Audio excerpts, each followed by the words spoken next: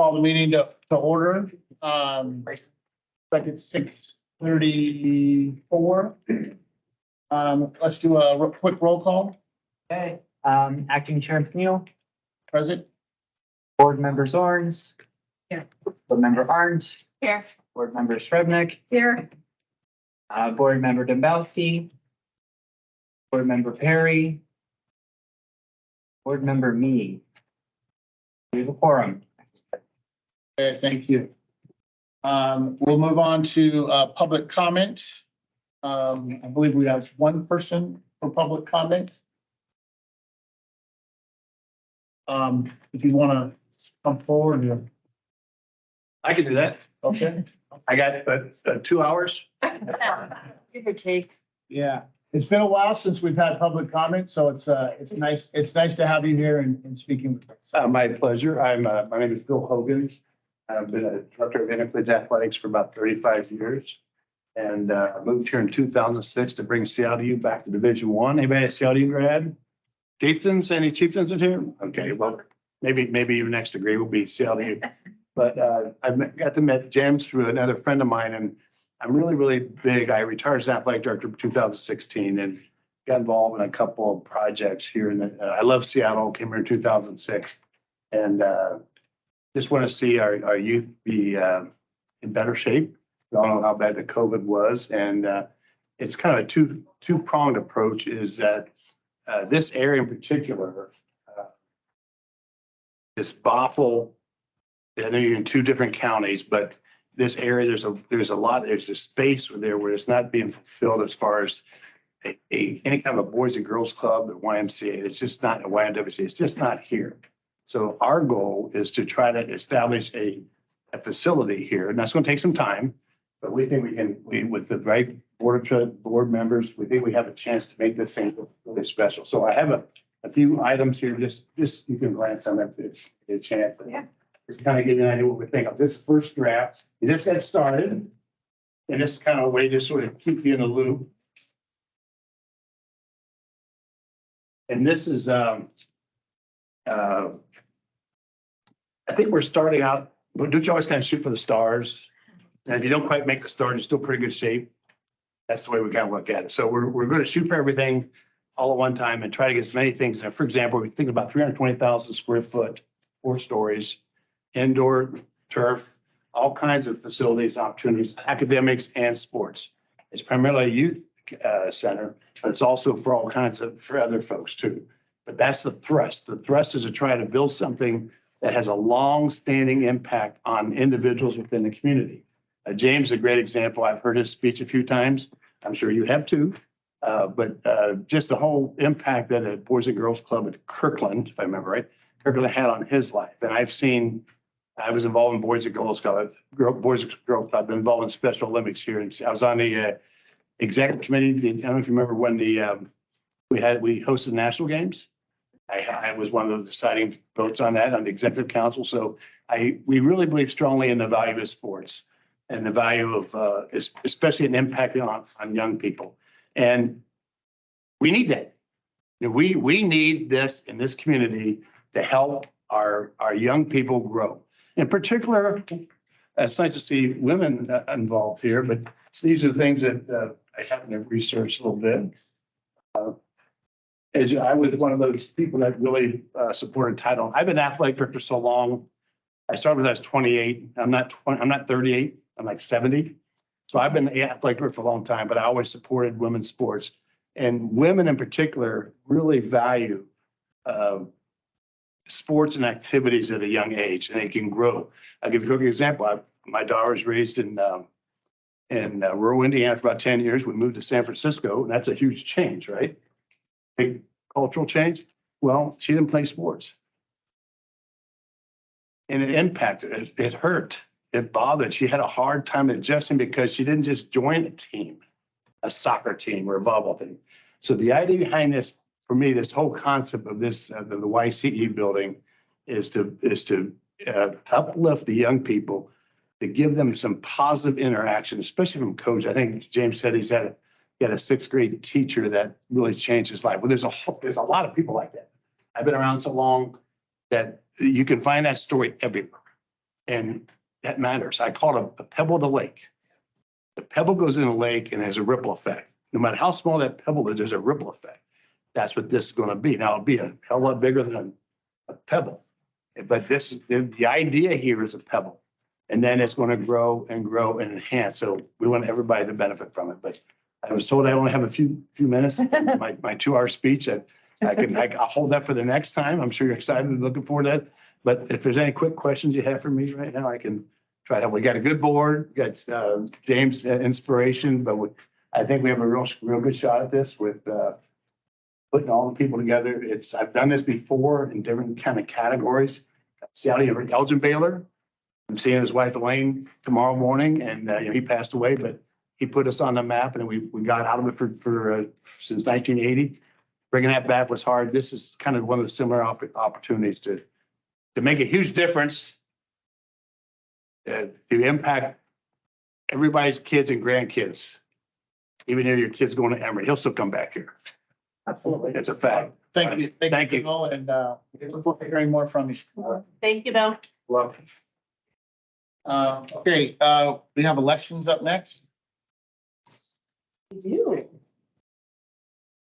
Okay, so just a quick review of this, since I'm sure you all don't read our bylaws in your free time.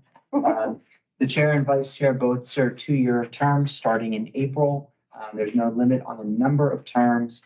At the expiry of a term, a vice chair does not automatically get promoted to be the board chair. It has to be conferred by election. The vice chair, however, does serve as acting chair in the absence or removal of the board chair.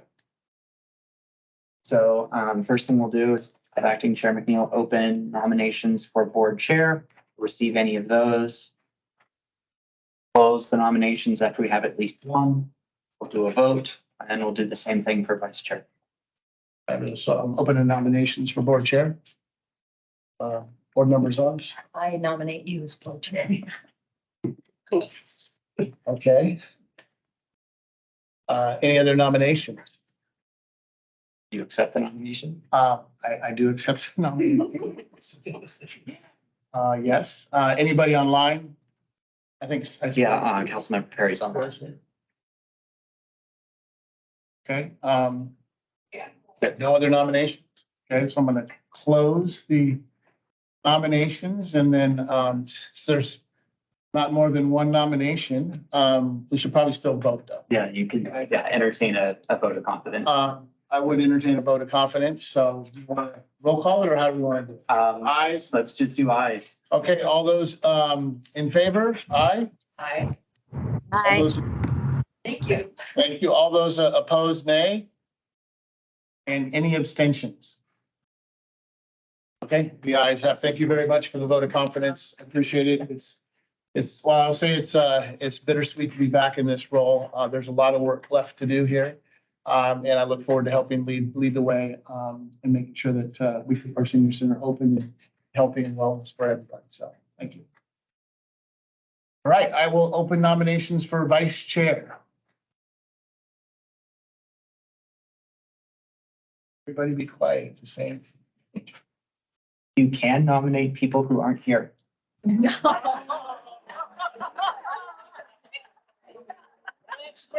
how I did get nominated.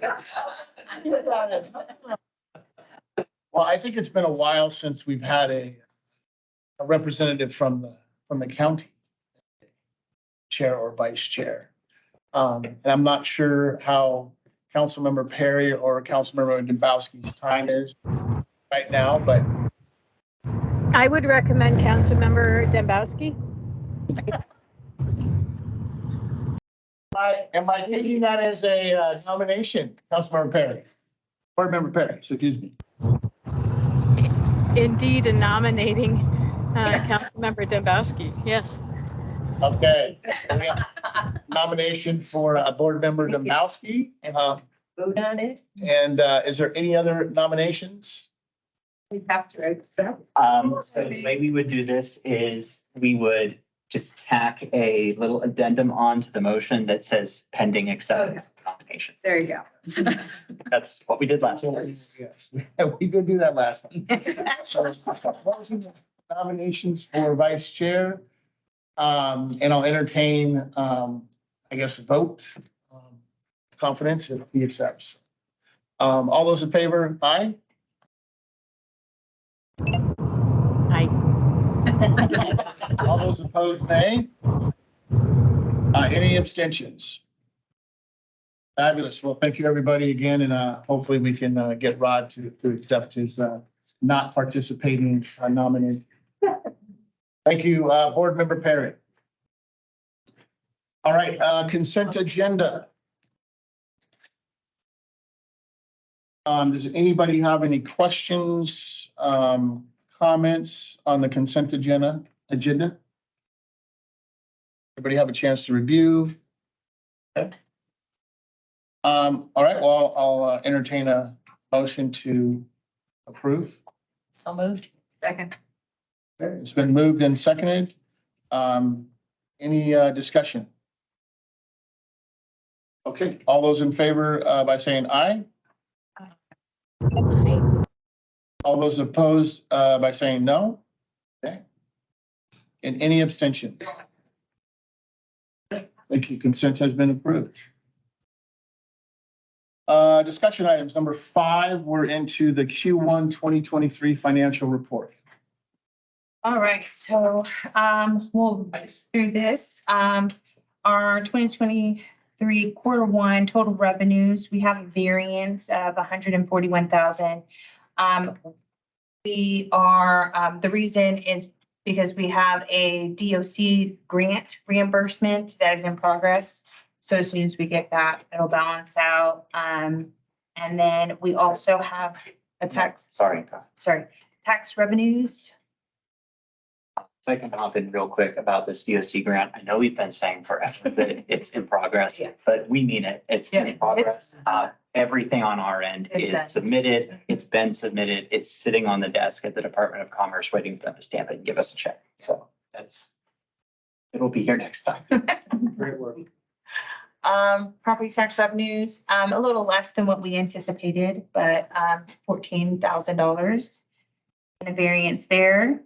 And then we have our year-to-date expenditures, $585,000. We have a pay up to coming in that is about that much. So by July, we'll have that paid and we'll be on track for expenditures. So we have our ending balances in the general fund. It's about 1.9 million. The bond fund is 177,000. That we are anticipating using on the Health and Wellness Center because the bond originated for that building. So we'll use it there once we get started on that project. And then we have the DOC grant capacity that we're working on getting resolved. That is the end. Any questions?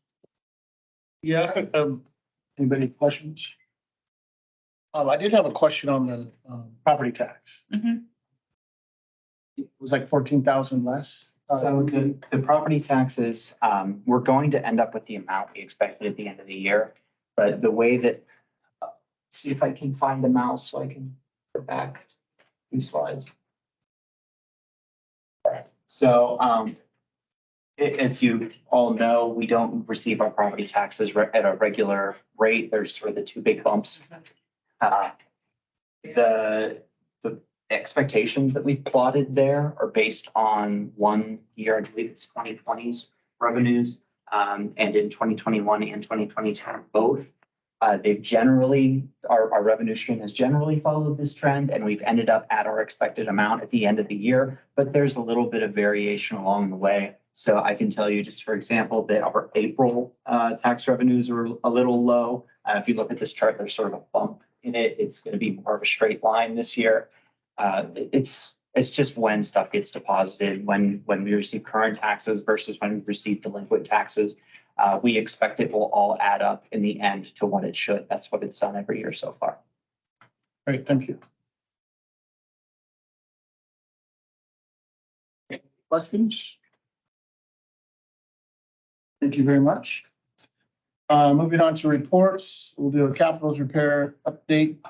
NPRSA Program Manager, Christine. Righty, so we'll start with our senior center roof and HVAC project. We are on HVAC, we're about 70% complete on the HVAC install, so everything is up and running. It's all about making sure everything is good, going through commissioning, and training for the end user. But the roof is about 30% complete. We're looking at substantial completion August 25th. We are actually running pretty smooth. No big hiccups. We haven't had any major change orders. We're going to talk about a small one coming up here. But we're looking, the roof, the plywood on the roof looked really good. There was only small sections that were replaced. So on budget and running smoothly. Let's be on time. Yep. Nice. Actually, they're moving faster. Document that right now. Public meeting, don't say. So we do want to talk about this. There's an addition here, the yoga room on the other end of this building, second floor. While our guys were running refrigerant lining and charging, we had the ceiling tiles open and one of the guys were like, this doesn't look right. So it looks like when the addition was added, when they built out the hallway to add, to connect the bridge, there were some joists that were cut and they were not replaced or structured properly. So it's about, CDK has given us a estimated cost for that, $21,000. They'll go in and fix it. It'll add about 6 days to the contract, but they will install new structural beams and support joists to make it to code. Actually, remind us that was done a long time ago. Like Before I got here. 2004. Yeah, 2004. So Yeah, 21,000, does that include all the structural engineering and everything that Yep. goes along with it? Yep. It's a complete turnkey complete. thing. Mhm. So a structural engineer came Yeah, out. they came, yeah, Cornerstone brought one out and That was not again, thousands. 2004 when the bridge was put in. Somewhere in. Any other? And that's So what that was was our- in yep. our contingencies. Yeah. Also mentioned, we have sort of, we built in some cushion for budget numbers. We're still well within that. Any other questions? Could you repeat when that work would be complete? It would probably be completed after we do the commissioning, most likely. But it'll be done before substantial completion of this current project here. So before August. Yes. Okay. So and maybe Christine, you're gonna talk about this later, maybe Nathan's gonna talk about it, but even though the construction's going well, I still want to note that it is a huge disruption, right, to the senior center and the tenants. So like, we think the construction's going great, but it's a lot for the folks that come in and out of these buildings and for the programming. So I just applaud all of you for working together on that because it's a lot and you have a very important demographic for us, Nathan, so. If I may add also, I dare you to find another project that's on time and under budget anywhere within its. That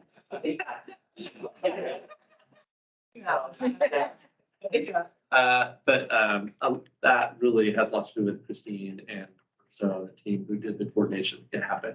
They've been amazing to try and minimize disruptions. There's always disruption. I mean, we've been really kind of joined to the hip to make sure this is done well. So kudos. And in fact, back in the day when we said, oh, let's get the HVAC going, let's do it in April because it's not gonna be hot. You should have seen our contractor jump into action to move ahead of schedule Yes. to get those machines up last week when the temperatures went up. And they really worked hard to make sure that we had people. That it wasn't roasting here. So we Yeah. didn't have to stop any programming for the heat. We were able to remain as a cooling center as we're designated. I mean, our contractors have been coming in at 4 and 5 a.m. just to make sure they minimize impact of program. So it's. When we got any questions, we're like, well, the library's open for a cooling center. Is that close to you? And we have a few questions. We're like, we don't want to send people, over to, we're like, of course the senior center's open, but. Yeah. So thank you for that. Oh, we have a cool video of Crane Day, so we'll play that real quick. Sorry, you're almost there. You're almost there. You're right there. Okay. So this was Crane Day. This is the second crane It's gonna take a pick. minute to load. It's a big file. So we have three huge units on the roof, which are 3, 7, and 12. So 12 is the gymnasium, 7 serves the kitchen and the cafeteria area, and then 3 is right above here, actually, this whole area. But it's really cool. Cornerstone, provided a drone for us. Oh, So they were that's able to fly a drone around and kind of. So they're gonna do, they're gonna do a shorter social media one with the Oh, music so that we great. can share it. Yeah. So pretty cool. It's like 3 minutes long, but yeah, it's pretty cool Oh, to it's see. cool to see the bridge, you don't get to see it from that perspective. Mhm. I'll just narrate while this is going. They had this go, this is the same morning I presented at Woodinville Rotary. And because I presented there, they actually gave me a bottle of wine as a thank you present. Oh, were you on there? And so I arrived while this was going on, walked into the Health and Wellness Center and walked across the bridge carrying a bottle of wine while they're filming. Need to edit that out. Are you chugging it? That's Andre edited out. Yeah, pretty cool stuff, right? You could see the roofers working up there, the temp roof is down. It's pretty cool. Skip ahead a bit, maybe. So there, that hole that they cut in the siding on the side of the building, I'm actually installing a door there. Because there was no access door, so every time we had to go onto the roof, we had to roll under this wall. So I was like, we have to put a door in. We did that once. It seems like, I don't care about anything else that we had onto this project. I want a door. I want to make sure we see the end of it so that we get a sense of the rest of the roof work. So I'm gonna skip ahead a bit here. Maybe. Such good news about the roof. Such good news.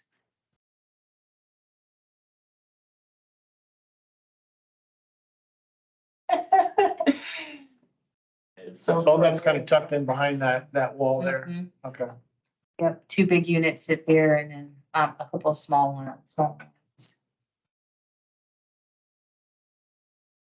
Nice.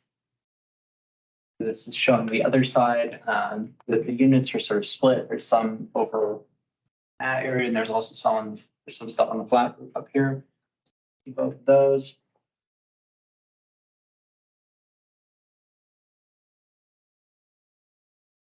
It's gonna look so good. Well, amazing work. Everyone, hats off to you guys for collaborating, working together, and yeah, that's super cool to see you guys finally budget and people are able to take advantage of the cool weather during the hot days. So great work. Right, so let's move on real Get quick. back to our presentation.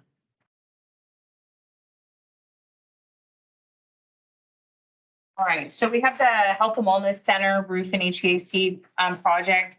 We had the pre-construction meeting just yesterday. And we have a construction start date of 6/5 and substantial completion 9/22.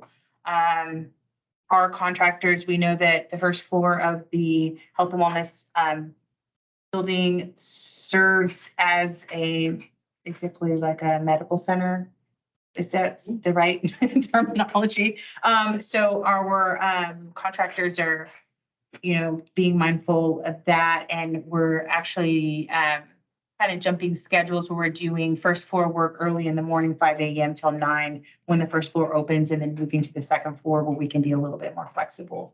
So they're doing a lot to accommodate our programming and services.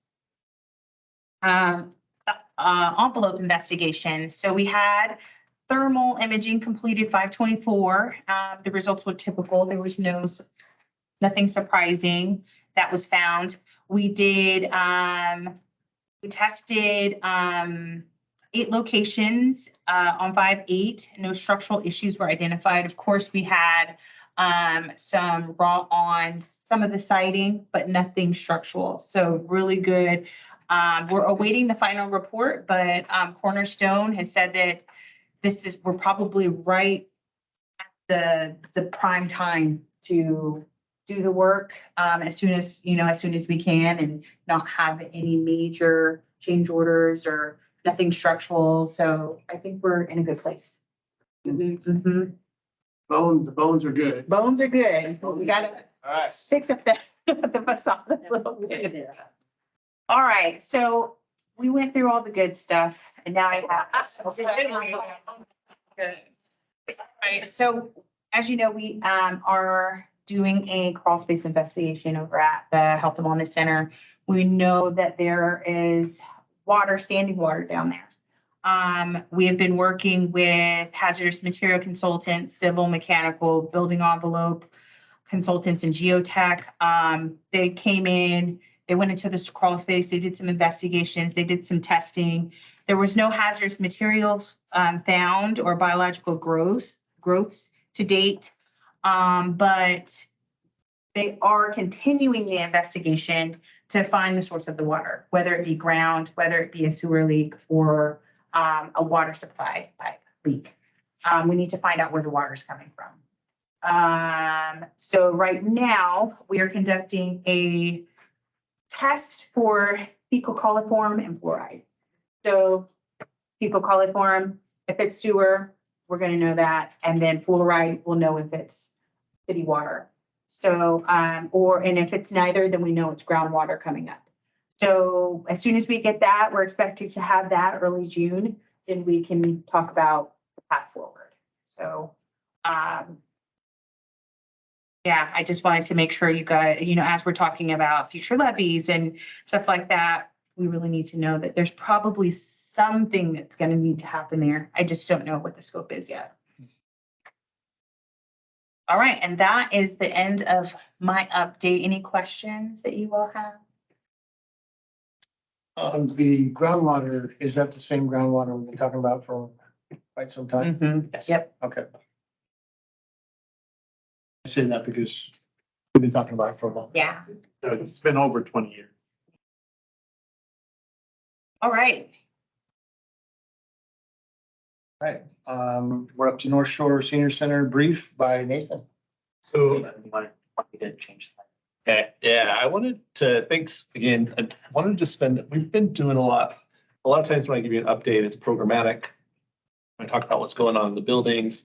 I've been doing a lot of work with our board, our community, and then a lot of community organizations about what's our kind of long-term picture here. So I wanted to just share a really short version of that presentation with you today and a couple of high points. So you can kind of see the conversations we're having in the community.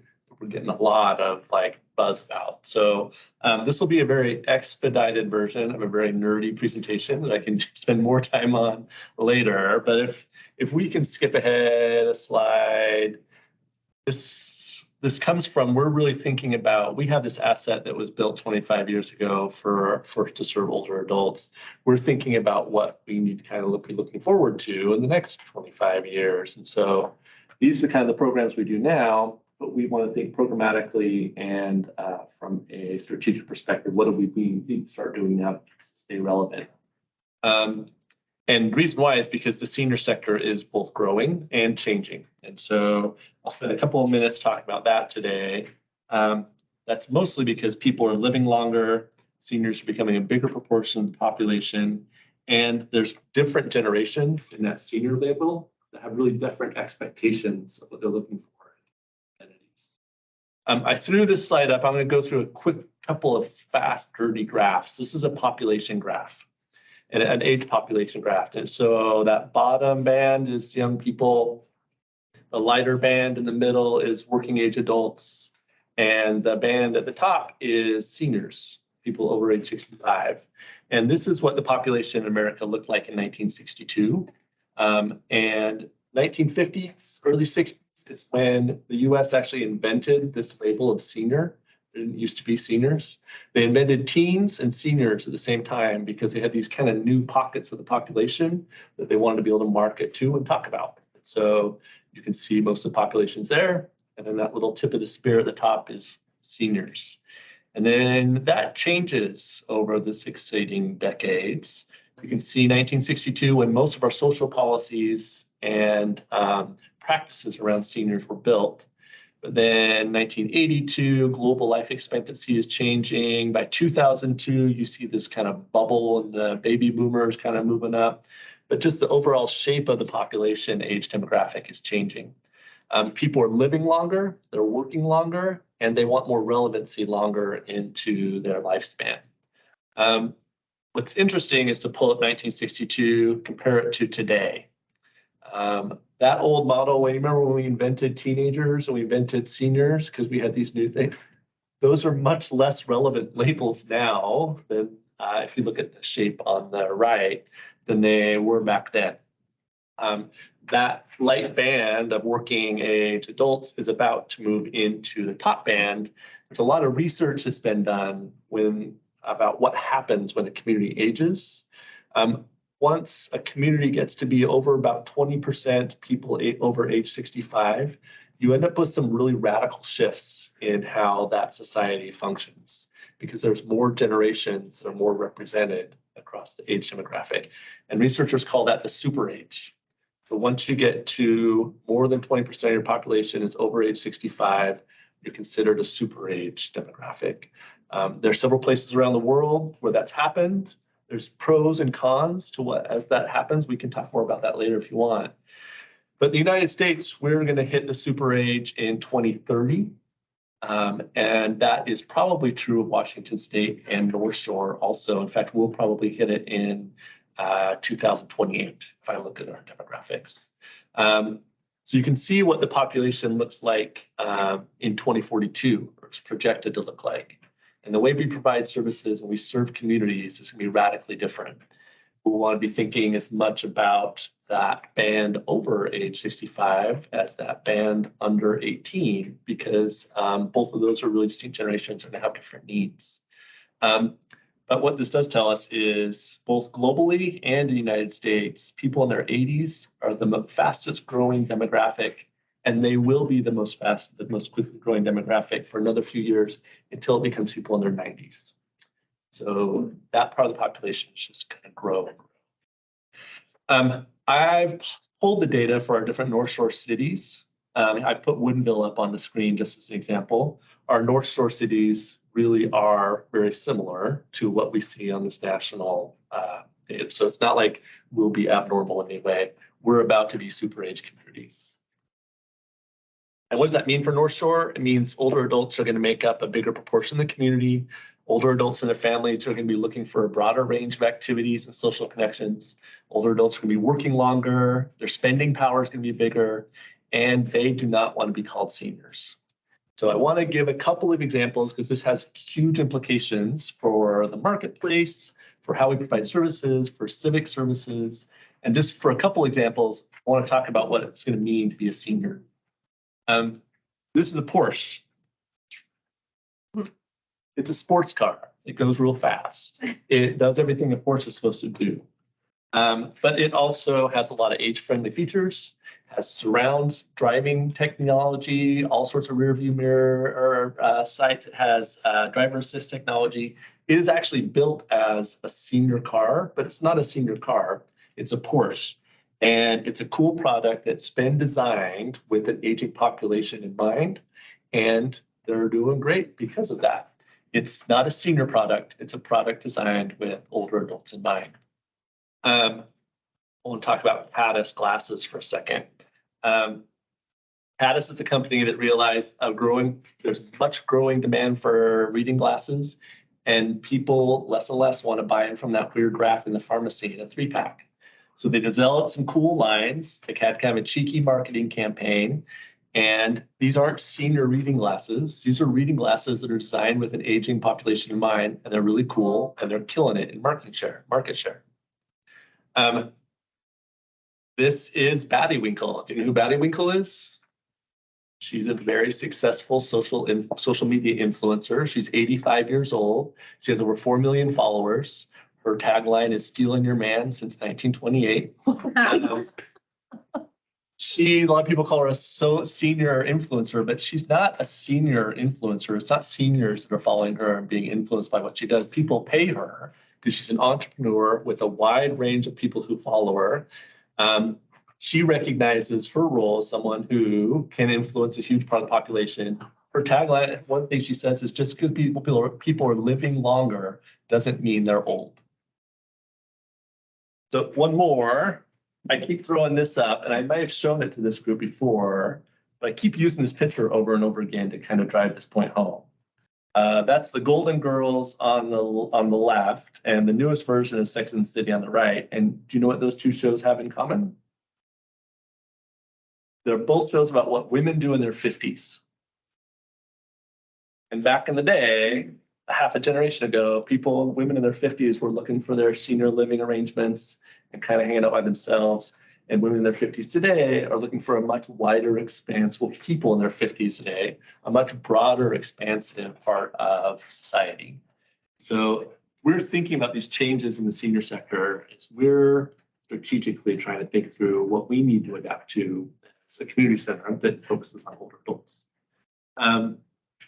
So we're trying to build a North Shore that works for the super age. There's a lot that goes into that, but it is ditching this idea of beige senior products and really thinking about what it means to have a full wide range of amenities and services and activities that keep people engaged, active, and healthy for longer life. The first person to be born, or the first person to live to 150 has probably already been born. We're not kind of retooling our social kit for that fact, we're going to be behind the curve. Good questions. This is a good time to ask them. Sure. One, can we get those slides? Sure.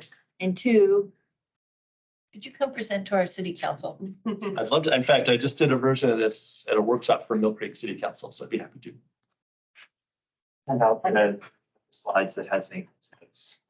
I don't know where you guys are, but we're getting ready to do our comp plan, and I think this is something that's worth, council and planning commission thinking about. Great suggestion. Thanks, Nathan. Thanks, everybody. Okay, and no other questions? Easy crowd tonight. Okay, North Shore Youth Center for Excellence update. I'll let you handle that, Becky. I will, well, you've done a lot of.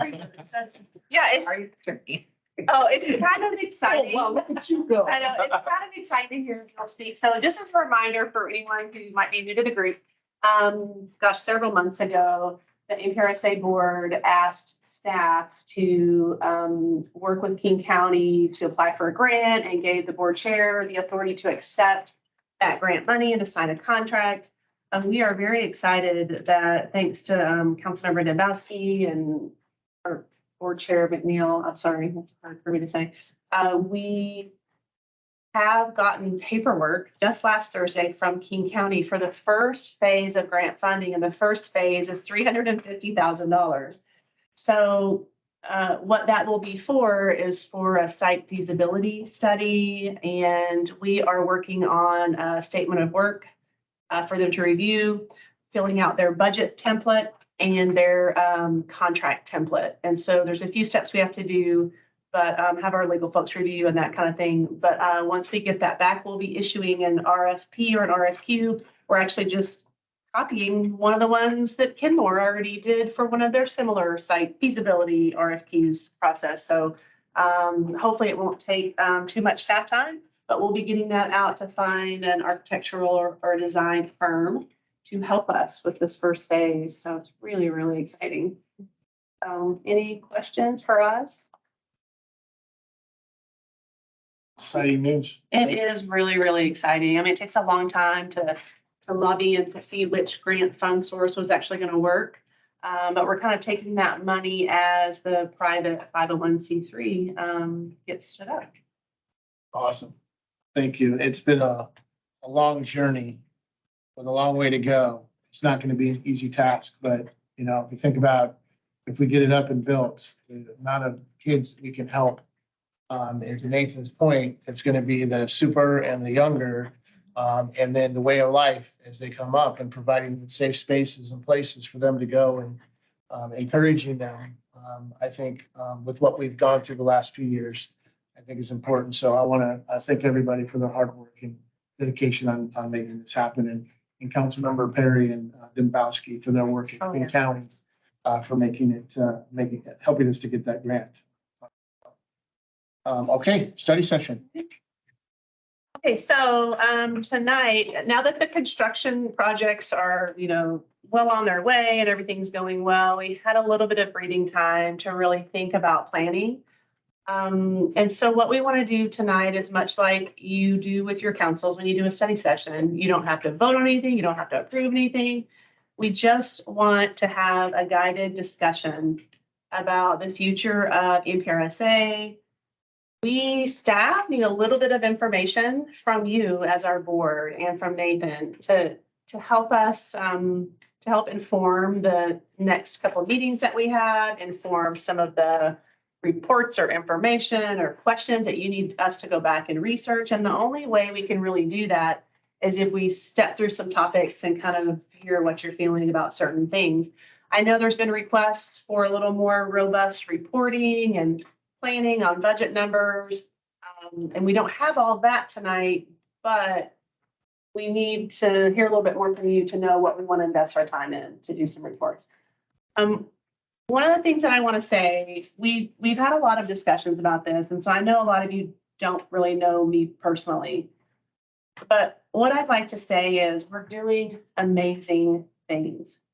But what we need to do next for this phase of NPRSA and this amazing community center that's happening here, we need to really have some discussions about how to make everything even better, even more efficient.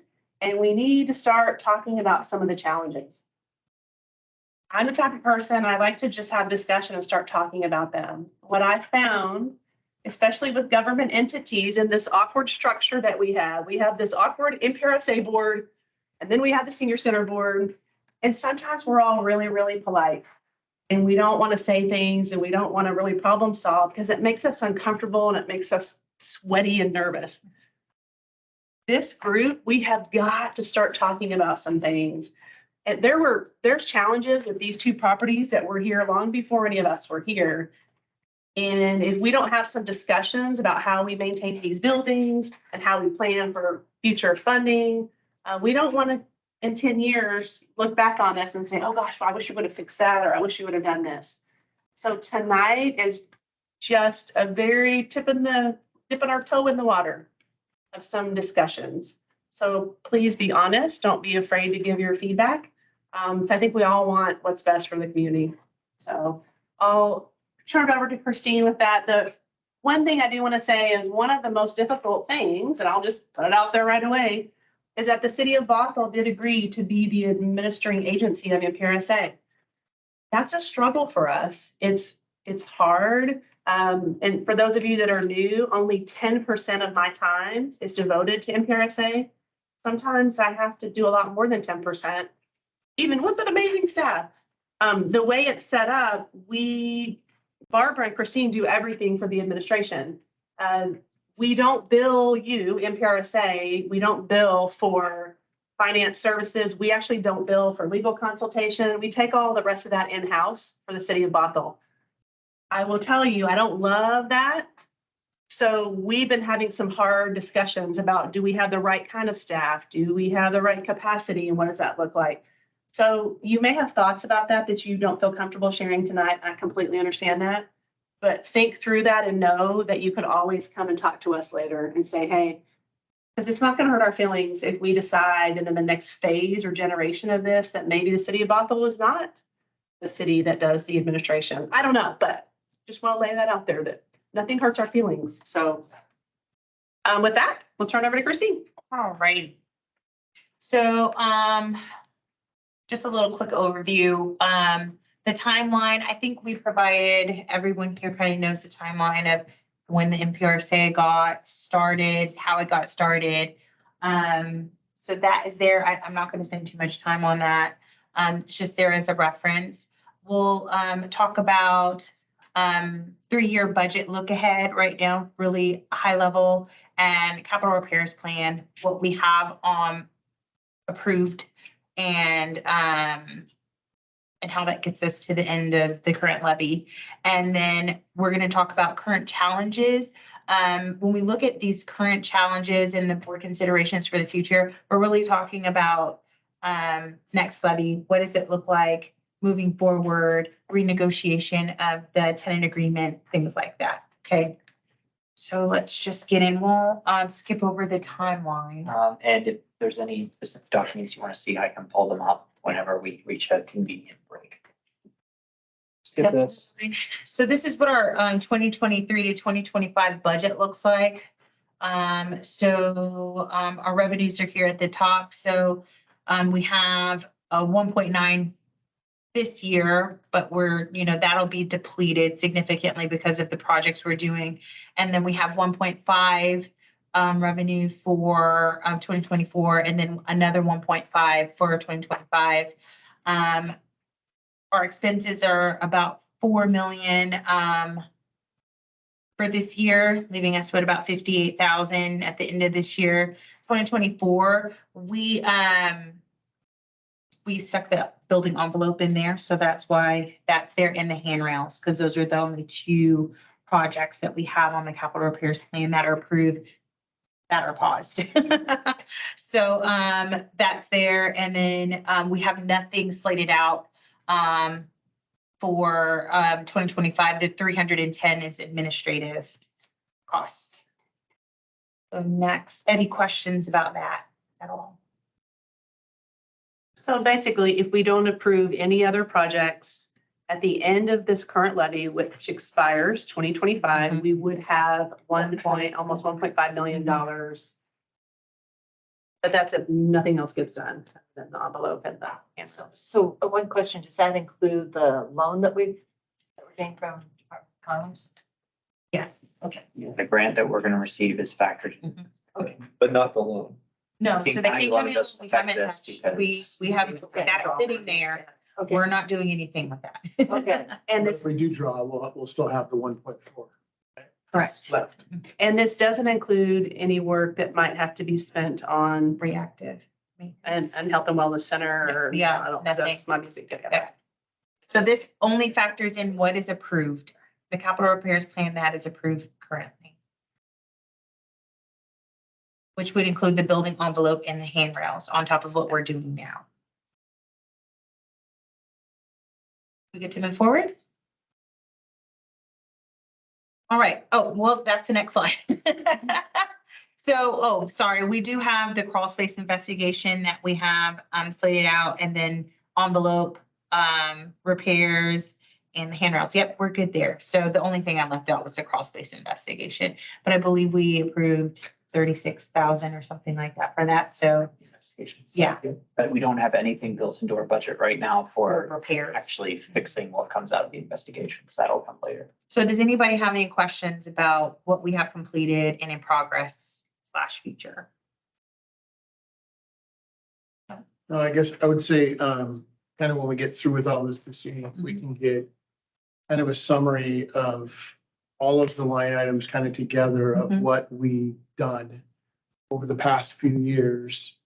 And then maybe to our conversation moving forward, we start to look at the long term and how the long-term maintenance plays into that. Mhm. Because again, siding, roofing, HVAC systems have to be replaced many years down the road. So making sure we know what the costs are today, inflation costs going to be in the future, just making sure we have that list totality we Yes. can review. Yep, I can do that. We're gonna talk about that. We're gonna talk about that. I have that in the next phase under a levy. I really think it's really important for us to do another Facilities. assessment. One that's up to date, one that, with inflation and COVID and our economy, all that stuff. Yes, we did one at the beginning of 2019, but I think it adds value to have one now, just because of how our economy has changed. It's so different. But we'll talk about that later. So, next slide, current challenges. So, I know this is hard to talk about sometimes, but the current state that the buildings are in, has a lot to do with deferred maintenance. We've had this partnership with the senior center, and the way that the tenant, contract is set up, it really, having all of the maintenance, 100% of the maintenance, including capital assets on the tenant, I think doesn't do justice to the money that we're spending and investing into these buildings, right? And so that is something that we need to really formulate or revisit the tenant agreement to make sure that preventative maintenance and reactive maintenance is being done in a timely manner and on time, especially with the reactive. And that goes into the structure of the tenant agreement. Right now, currently, with the structure of the tenant agreement, we have no real power in the tenant agreement, right? It actually says that if the tenant doesn't, I guess, do maintenance, there's a whole matrix under the maintenance section in the tenant agreement currently. But it gives us no power as far as the verbiage says that if the tenant doesn't make the corrections or do the maintenance, then they can be affected. We know that that's not gonna happen, right? Never gonna do that. It's never gonna happen. And so we have to, I feel like there has to be some give and take and a little bit of power on our side, maybe oversight or something in that nature to really give us staff a way to move or correct these, oversights. And I think that maintenance of the capital building components, with my facilities management hat on, and my professional experience in that arena, I've never worked for a company or organization that did not manage or have some kind of financial responsibility for the capital assets of the building. And I think that is a misstep for the NPRSA. And I don't know what that looks like, but we can work on getting that information on maintenance costs for the envelope or HVAC units, the roof, all those capital components, because we're pumping money into these buildings. And if they're not being maintained properly, then we're just kind of throwing away tax dollars, right? Right. I just want to interrupt real quick, just to make sure, because we do have some new folks. So I'm pretty new to this. So when I first came in, I'm like, I don't get it. So, I mean, do we all know exactly what we're talking about? Way before us, they set up this agreement that the NPRSA, is the landlord. We own both facilities. The senior center is the tenant. We don't love to use that term, but like the tenant. And the senior center is actually responsible for the preventive maintenance of these buildings. And I don't know who was here, maybe James knows kind of why we set it up that way, but the senior center doesn't pay rent. So is it my assumption that to kind of pay rent, like you're here, you do preventive maintenance? But to me, it's a weird setup because, Nathan, no offense, but y'all are amazing at what you do, and it's programming and operations and everything else. I don't know that it's fair to say we really want you to also be great at maintenance. I don't know. It's a weird structure. So that we want to kind of have that high level conversation of what works best for all of the entities involved and for these buildings and for the community. And we're brainstorming right now. So I think it'd be helpful to have some sort of definitions too of this stuff. And just to give it some historical, if I may, context too. The senior center was given the maintenance pieces back in the day because NPRSA really didn't have staff or bandwidth to be able to cover that by itself. And so that was shifted to the senior center, who then made decisions about maintenance, like most nonprofits would, where you're trying to balance capital needs with programmatic needs. And I would say what happened here was within the boundaries of typical. I don't think that current management views maintenance as something that can be deferred the way it has been in the past. And I have experience doing facilities maintenance and I know what it takes to do capital investments and maintain them. But we're still a nonprofit. As long as it's on our shoulders, we're always going to have to be doing that balancing act of, do I invest this dollar in services or capital? And so we always have to find a way to kind of thread that needle. Does that help?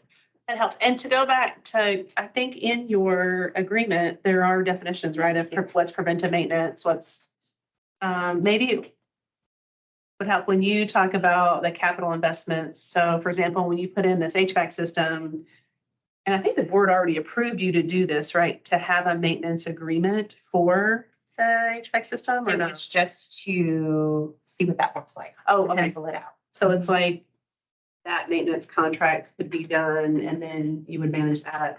But like, there's just this day-to-day, can you give us some examples of preventive maintenance? Like what, I mean, what is that for a building Yep, like this? it's cleaning gutters, it's landscaping, making sure for the envelope, it's making sure that trees, bushes are not against the building. It's HVAC is having your filters changed and cleaned, vents, ducting cleaned. There's something preventing us from making an actual list, to be super clear. It's in There the is a tenant agreement. list. Yeah, it's in the tenant agreement. Actually, but I mean, to again, have it listed out. I mean, I looked through it unless I'm totally missing something. Have it listed out, have the frequency and have the estimated cost so that we could get a sense of what the expectation is for the budget when I assume NPRSA sees the senior center budget. I think we're trying to get that full information. That's part of the impetus behind another facilities. Exactly. But I think Christine and that's I the are- goal, because otherwise we're always gonna be having this dance instead of being transparent. And I think part of that, and I don't know, correct me if I'm wrong, Christine, like we actually are trying to get those numbers and that schedule. Some of that though, we do depend on the senior center for, because if they've been doing the preventive maintenance, then they can give us those budget costs and the schedules. And I think at this point, you're just kind of trying to do it yourself based on the size of the building and that kind of stuff. But that's what's hard. I guess at some point, NPRSA could set a preventive maintenance schedule in very, very clear detail and say, you have to do all these things. Yeah. But I mean, I don't know that we're meeting the basic preventive maintenance expectations, so. If, Can I make a comment? Just to let you know, I'm Don Dolan. I was on the North Shore Board for 9 years. The treasurer, vice president, and president. I'm on the committee for the health and wellness building. My background is a logistics engineer, which includes maintenance, the life cycle costs. And I've been coming to this meeting now for 9 years. The first meeting I came to, you guys had a budget of $30,000. We had the sewer that was gone, and let me tell you about someplace in your records, there's 6 pages of deficiencies on this building. Number one, the HVAC system in the health and wellness building. Number two, the sewer system. So when the sewer system went out and it's gonna cost $70,000 6 years ago, you guys had $30,000, so we actually ended up paying for it. So you can't maintain something that never worked. You have to get it to work first, and you can go, there's a check list in the bank. The contractor went bankrupt. The contractor who built the buildings? The contractor that built the buildings went bankrupt. That's one of the reasons he used lead-based paint on the railings. And that's why the bioswale never worked. That's why we have continued problems with the sewer. And that's why there was supposed to be a super duper economy, eco-friendly HVAC system over in the Health and Wellness Center. It never did work from day one. Never did. So you're gonna have to kind of balance of That's great. what never worked, Yeah. because you have to get it to work first and then decide who's gonna do the maintenance on it. And like changing filters and things like that, that should, I'm gonna speak for you, Nathan, that should be part of what we do. but to do major repair on a system that never worked. The North Shore Senior Center said to do that, so. Yeah, I think we agree with that. So I guess I'm like just talking the whole time, please don't. But, so I guess for us, if it's like we have the processes in place, if we have the tenant agreement that outlines, what the responsibilities are. But by chance, if those responsibilities aren't met, we're really kind of stuck. So we're all gonna have to, if we continue on with that format, then we're gonna have to have some kind of very, black and white reporting process where every single month, we say, was preventive maintenance done? If it was not done, why not? And I mean, I don't know, it'd be interesting, but that we work at the direction of the board. So if that's the direction you'd like to go, and it's, very much, then we need to start doing that. We need to build that into our processes. Is there something that's maybe a middle ground, like a semi-annual report and oversight of the budget? Do we review the budget? I mean, I'm relatively new, but do we review the senior center budget so that we can actually see what's allocated? And if that allocation is appropriate for the level of maintenance that needs to occur? Yeah, so we do receive, let's see, do we have 2022 budget or 2023 budget? Sorry. I guess what I'm saying is, in the agreement, do we have authority In to the agreement. look at the have budget? authority We do. to review Okay, those. so then. Whether that's happening. Yeah, The and agreement stipulates we provide it. This board does not have input into what my board approves. as a budget. Yeah, that's the, yeah. I think, if I may, I think the point for middle ground is kind of we have a landlord-tenant relationship. We also have a public-private partnership relationship, and that's the magic, that's the secret sauce that makes this work. And so it is kind of finding the middle ground between the two. I accept public funding for contracts all the time, and they can stipulate the outcomes they're looking for, but I don't let them stipulate how I achieve those outcomes. Because they often don't want to, because they know that we're able to innovate and kind of do those on our own.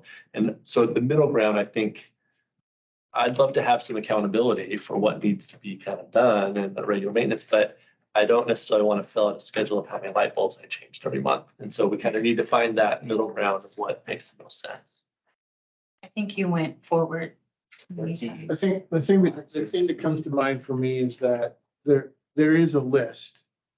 But if we want to be better, we have to put action items to that list. And if you're talking about cleaning the gutters, that's a known item, right? We know what it costs to clean the gutters. We know what it costs to clean the roof. We know what it costs to change the filters. So we create that list that we have, we update that list. Then we identify, okay, this side of the list is a mandatory thing that has to be done regardless. This side of the list can change. Changing light bulbs can vary one month to the next. Obviously, if you go LED, it'll help you a lot. But the point is that looking at that then gets us to, okay, what do we need to do to get the building up to where it needs to be, to where now you are just maintaining and continuing to maintain in the future? So to me, I'm looking at a much bigger picture. I'd like to have, before we say you're responsible for this and we're responsible for this, let's know what this is in totality. And then let's also look at that, like if we're looking to the future and we got to replace HVAC and we're talking about levies, how do we roll that up into it to ensure that we're not relying on our tenant or the NPRSA to pay for things that typically would be things that would generally want to be paid by the public, right? During the levy process. So I think to move forward and be better than we were, and I wasn't here when it was originally set up, but I can tell you when I walked in, there was a box of documents. Right? I'm not kidding. It's literally a box of documents. And there was no documentation and things were being passed across the table. And so everybody here has done an amazing job and we've come a long way. But to get to that next piece, that next level, we really need to put everything together that we've learned over these last few years, collectively put it together and build the system to move forward. Because I can tell you right now, I don't want to sit here 3 years from now and say, well, you know, we got to clean the gutters and we got to do the roof cleaning. But if we don't do it 10 years from now, it's going to be, Exactly. we know what we know now. We've been down it, we can fix it. So let's have those conversations and take it in buckets. Because I think that's a lot of lists to get through to have a conversation tonight. Mhm. I don't know if we're going to solve it all tonight. I just need some general direction. So, is the consensus that you would like staff to get more information on what maintenance on those capital items, the capital assets would cost, like an annual basis? Would that be helpful? And the maintenance. Yeah. Yeah. Well, so I'm gonna make a statement that's probably pretty obvious and everybody except me is, aware of this. But I'm sitting here thinking that in a commercial, business tenant, that agreement's gonna look like something. And my concern for the North Shore Senior Center is that we don't cross that line and put expectations on them that you wouldn't do it in a normal business setting. And so, because otherwise, as the North Shore Senior Center, I'd be like, just charge us rent and go ahead, because it's, I so, think that's a great point. I mean, I think, You'll learn that through the exercise. So in a commercial building, you go and you pay triple net. Right? Mhm. So it takes care of most of that stuff, right? So understanding what most of that stuff is and how to maintain the facilities, then you can come up and say, okay, well, there's a $200,000 delta every year to maintain these facilities, to keep them up and running and working. And for that 200,000, we're going to grant that to you, or your portion is 100,000 and the NPRSA is 100,000. right. So understanding that, I think, is where we need to get to. So to your point, it would never be unfair. It would just be, we know what this facility costs to maintain and to run versus another commercial building. Right. And, not charging rent, it shouldn't be a loss for the tenants if they have to put an inordinate amount of money into upkeep. If in another context, a landlord would take care of it. So, well, and I think, so we hear suggestions all the time, we hear, well, why does the senior center have to be responsible for the maintenance? Can they pay, and NPRSA hires a facilities maintenance person? She's gonna kill me because I don't even know. But that's what I'm saying. So like, does that model work better? You have to cost. I mean, I firmly agree that we need to lay it out, because otherwise we can't evaluate these And options. there's a lot of anecdotal things that are said of, oh, well, we're not allowed to do that because, if they don't pay rent, it's a gift of public funds. Like, but do we really know that? I mean, like, really, what are our actual options? But it's like, let us know if that's something you want us to explore, and then we can go and explore it. Yeah. In my previous role, we had Customs Border Patrol, right? I was the facility manager for the Port of Tacoma. And Customs paid us $1 in rent, right?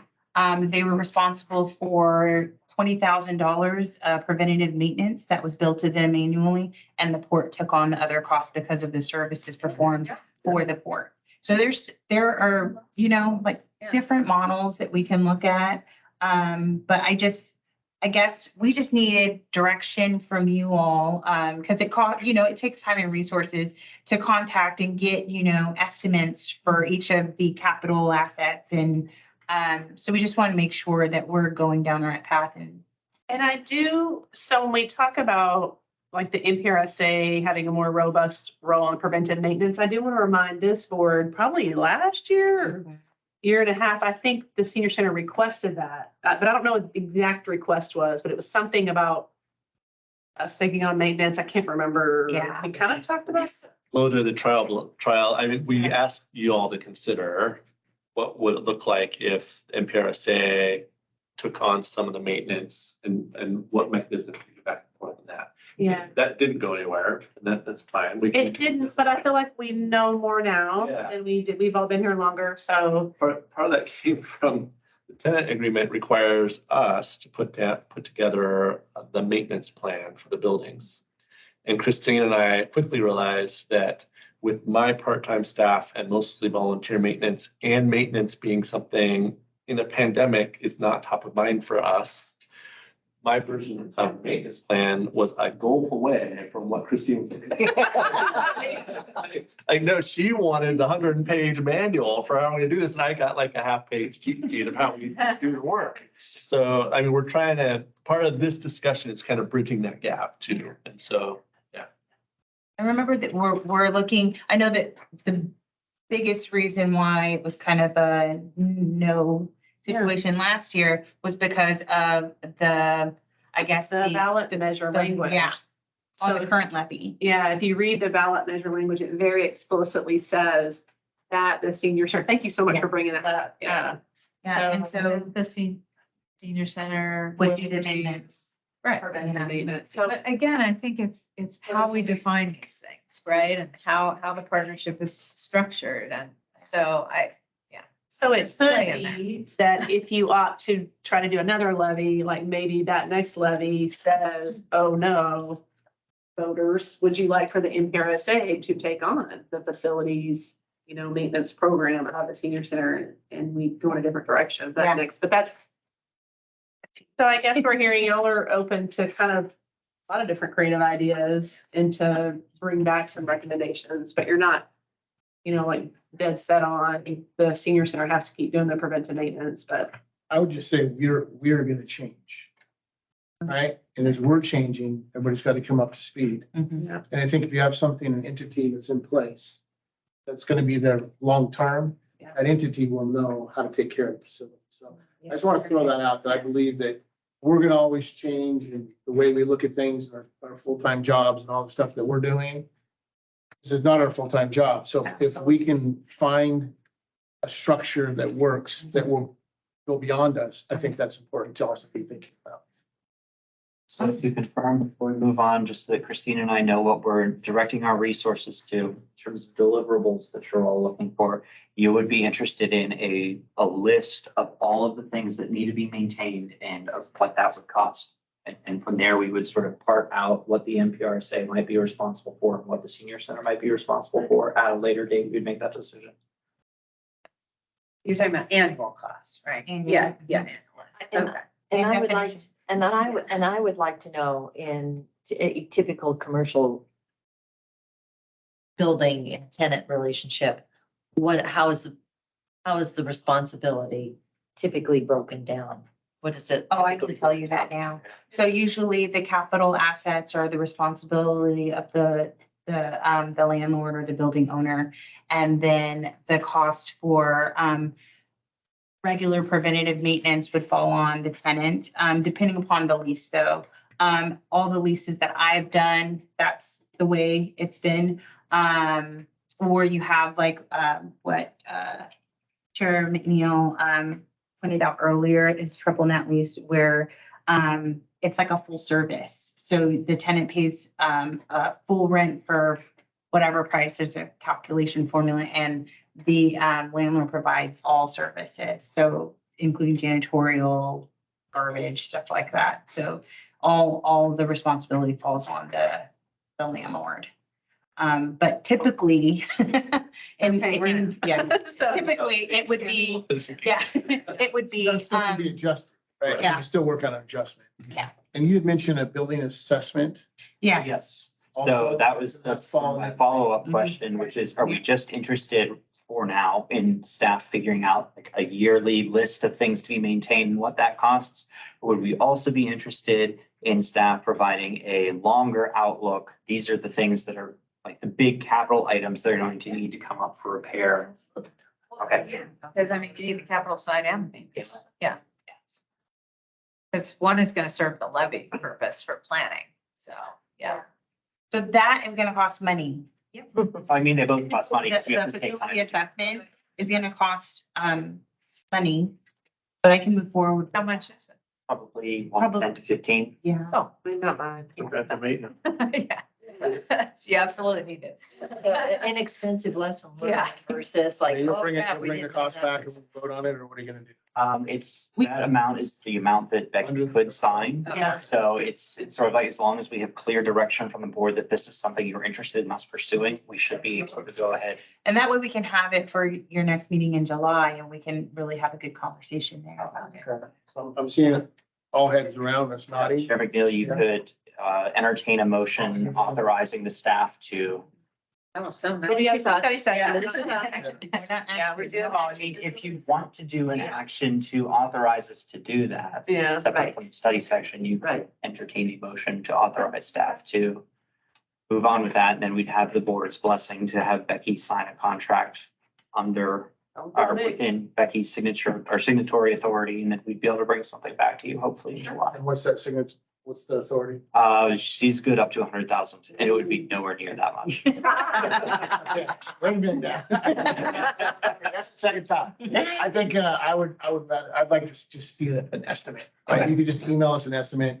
I think we're okay in a certain price range, but if it's 65, 70, 80, Oh, no. $90,000. No. Okay, so one other thing I have to bring up, because I just gotta get it out there, because I get asked this a lot. So we are all talking about this assumption that we're gonna keep this structure exactly the way it is moving forward. I get asked all the time, wow, have you thought about, can we just turn over the buildings so that the senior center owns them? Y'all, lots of times we talk about that, we get asked about that. None of us are interested in researching that or anything. If that's any time you would like for us to research that, please let us know. We think because it's a regional senior center and you have this NPRSA regional board of electeds, that this is probably the best structure, governance structure that we can have, the way these buildings were built and the way they're owned by the NPRSA. But when I first arrived, did I not say, gosh, why don't we just gift the two buildings to senior center, give them the land, give them the property? So just throwing that out there. That gets talked about a lot, but Well, again. I know due Nick probably diligence, doesn't want it. It's like, you know, is there a way to present the pros and cons of that briefly at one of our upcoming meetings? I mean, just to have it out there in the record. But that's what I'm asking. Yeah. So is that an option that any of you would like us to spend more staff time on to research? Because if it's gonna be a no out of hand, then there's not any. We don't know I don't that. personally think anything should be a no out of hand, but I mean, I don't think it would take. that And much Nathan, I know you're research probably like, either. no way.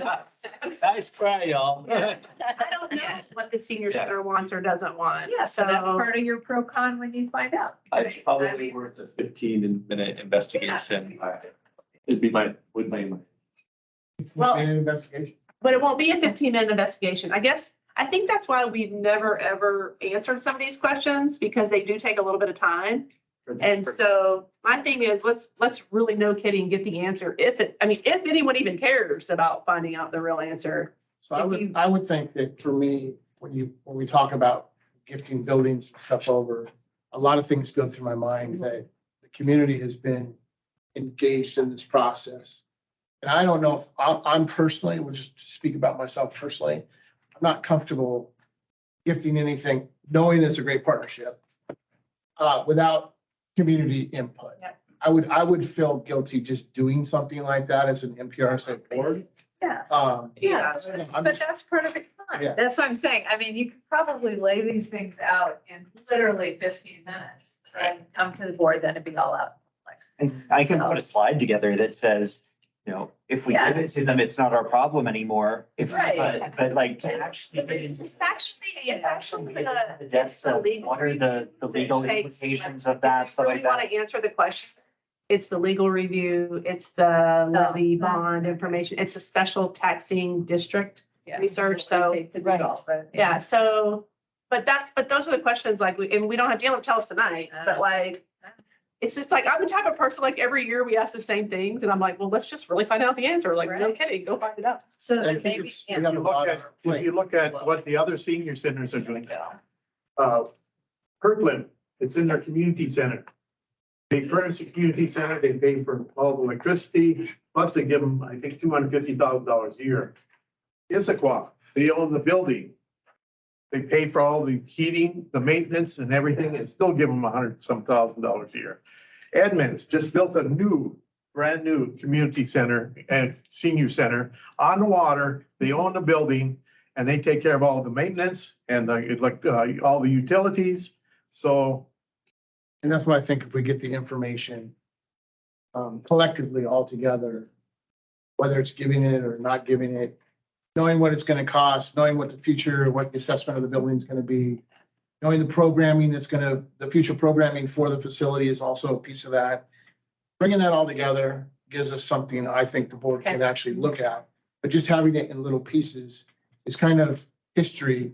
The past history has been, we get it in little buckets, we make a decision, and then that decision could have been much different if we would have Yeah. thought bigger picture. And sometimes it's easy to close the door on something and eliminate it, just like, this is not an option for you, board, and here's why. Legal said no way, but we need to. Sorry. Next slide. This was scheduled till 7:30, right? I mean, this meeting was just an hour, but state aid. Oh, the invite went out for an hour. Okay, so in the future, it's gonna be an hour and a half meeting. So I'm new to this, but the invitation was just an hour. Oh, Still late. oh, sorry about that. I mean, if you need to run, we need Fine. more of the open. That's, Yeah. it's okay. I mean, maybe we can breeze through some of these. Yeah, I mean, most of these, We sort of touched for on you it to, all. yeah, and for you to answer kind of, I mean, thinking about this, you already decided, I mean, there was already discussion about what you needed to kind of make these decisions. So I think we should be able to breeze through this pretty quickly. So there was questions about, maintenance levy versus a capital repair levy. So Or do you that's, want to do a levy? Yeah. I mean, that's the biggest question is what. Have the big picture, we'll be able to answer that Yeah, question. okay. Be able to answer it. I think all of that right there, if we have big picture, Okay. how much do we need to raise? Be able to know. Staff recommended, we'll know what the assessment shows and if we need to have staff, so. Okay. I mean, I don't want to answer for the board. I'm Yeah, just- no, totally. I mean, they're all dependent on that information. This is a little bit independent of reserves. This is going to factor somewhat into whether or not we want another levy. If we don't want to actually go out for tax money, we need to think about how we're going to have reserves that are sort of self-sustaining moving forward, so that we have money in the bank if there are emergent repairs to come up. But, But again, we Yeah. won't know we that. won't know exactly how long it'll last until we have the money, So we're Yeah. researching, remember how we talked about that 1.5 that's left over? We're researching, nobody really knows how to wind down a levy for NPRSA because we've never done it before. So do we keep staff on? What do we do? So we'll research that and let you know. this is just about thinking about ballot measure, kind of timeline, on, I guess, if we're going out for a new levy, so ballots. renewal. of the Yeah, current renewal. levy. So ballots go out September 2025. So ballot measures must be submitted by May 2025. So just kind of giving us. Yeah, go back and think about that and talk to the folks who were actually involved in this current one. Like, we don't even know who did the pro and con statements. I'm assuming senior center did all of it. oh, no. But with electeds. Okay. It's a joint effort. And know that while you're having this discussion, my board's also having these discussions, because this has always been a joint effort, which kind of tee up your next talking point. So Becky kind of already went over this at the beginning of all this. So just about our structure, who the city, which city or will have the administration, and then staff. Yeah. Yeah, it'd be helpful for that one, and maybe that's, it is a piece of work, but, once you get kind of the big picture that we're all talking about, what does it take to administer that on the capital side? And, what's the expectation for what it would take to administer on the maintenance side as well, because that'll speak to, Yeah. how do you do it? All right, so we're at the end. Last thing we want to talk about, Yep, so we have a joint, so we're proposing a joint board meeting in July. So here are some dates that the NPRSA, the North Shore Senior Center Board have kind of put out there. So hopefully we can get a consensus. So the first date, the Wednesday, is our regular board meeting, Wednesday, the 19th. We're thinking if we could have a quick meeting and do our business and then close our NPRSA meeting and then open a joint meeting with the Senior Center Board. And then Tuesday, 25th of July at 5:30, the North Shore Senior Center is having their normal board meeting, but we know we have Tuesday nights are, City council got Yeah. up to. so, yep. And then Option is the, having an additional meeting for each one of our boards. July 26th. The North, our board will, whatever date we land on, we'll have that be our monthly meeting. So we Okay. we won't double meet. Okay, you would also probably, but The Tuesday, somebody couldn't make the Tuesday. Combo They can't. have Yeah. their council meeting. So Yeah. that's why I can't make that. so So- it's just whether we'd rather do our regular third Wednesday or if we would rather move to the fourth Wednesday, if that's. yeah, knowing that is probably gonna be a longer meeting, right? If we have our regular meeting and then have a joint meeting. Meet this late in the day to how many people? Is that the idea also? We can. I think we're open. I mean, We're open to moving. who's able to. I have commitments every Wednesday, which I know, but. So I did have one thing I wanted to go back to, and that is that we can make sure and get the board's opinion on Sorry. contributions from the cities. Yes. Yeah, I'd like to make sure that we have, The board has the opportunity to hear what each city's contributing, each entity, each county. And make that part of the bigger picture, because we're all donating to the senior center, I'm assuming through human services. Right, but are we really supporting the NPRSA? Because it's a very small amount that goes in. So I just wanted to throw that out Yeah, there. it's a great If we one. can understand that as well as we're diving into this. Great one. So for anyone who doesn't know, each member agency pays a small annual contribution. When I say small, I mean tiny. It's $16,000. There was a proposal a few years back to do a one-time additional contribution. That proposal died, and that's why we ended up going with the levy instead. But there was not a proposal to raise everyone's contributions since, I believe, the first amendment to the original ILA, which was back in like 2008 or something like that. It's been 16 for a very long time. How that 16 is divided among the member agencies is determined by population from the most recent census. So the number of people, or the proportional number of people in Even the for the two county, do the counties pay it or just the city? counties as well. Well, yes, the counties pay it, and I believe for the county contribution, it's factored based on live in the areas of unincorporated King and Snohomish that are represented. So when was this? You said it was 2000 and. So this has always been, or I think it was either always been a provision or else this has been a provision since the first amendment to the ILA that brings Kenmore, Woodinville, Bothell, and King and Snohomish together into the NPRSA. This amount, I believe, was originally 8,000, was doubled to 16 in around, I think either 2008 or 2011. I don't remember exactly when. And there was discussion in about 2017 of doing a one-time additional contribution spread out among the member agencies of about 70. But we haven't brought it up to today's dollars. It's never been adjusted to today's dollars since that last increase. And Levy kind of took the place of it. Oh, gotcha. All right. If you think of anything else, this was a lot, just get your brain going, thinking about NPRSA and the senior center for the next few months. So if you think of things that you want to learn more about, just don't hesitate to email us or text us so we can kind of do more work. Awesome job. Yeah, thank you. All right, so I think. Christine, so much fun to see you in person. Yeah. Any other questions, comments, discussions? It's good to see everybody again and amazing work. Thank you so much. So We're still waiting on the final date.